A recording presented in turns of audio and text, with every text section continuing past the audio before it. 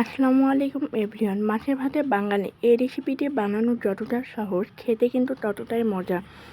চলুন দেখে আসি আরও একবার এই সহজ রেসিপিটি। প্রথমে একটি পাত্রে মাছ নিলাম। আমি এখানে রুই মাছ নিয়েছি, আপনারা যে কোনো ধরনের মাছ নিতে পারেন। তারপর পেঁয়াজ, আদা, রসুন বাটা, লবণ স্বাদ মতো,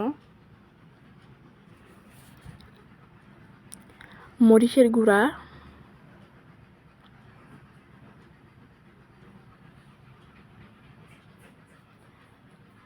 হলুদের গুঁড়া,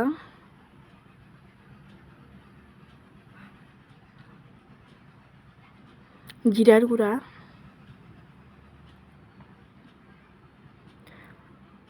ধনিয়া গুঁড়া, পরিমাণ মতো তেল,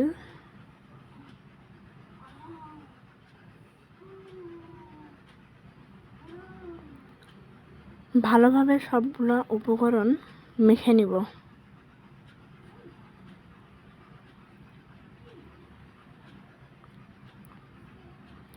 মাখানো হলে পরিমাণ মতো পানি দিয়ে নিব।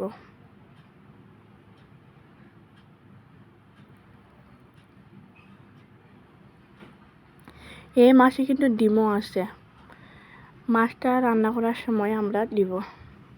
তারপর পাত্রটি চুলায় বসিয়ে পানি যখন ফুটিয়ে উঠবে তখন মাছের ডিমটি ছেড়ে দিব। ভালোভাবে কষিয়ে নেড়ে চেড়ে পানি শুকিয়ে আসলে পাত্রটি নামিয়ে নিব।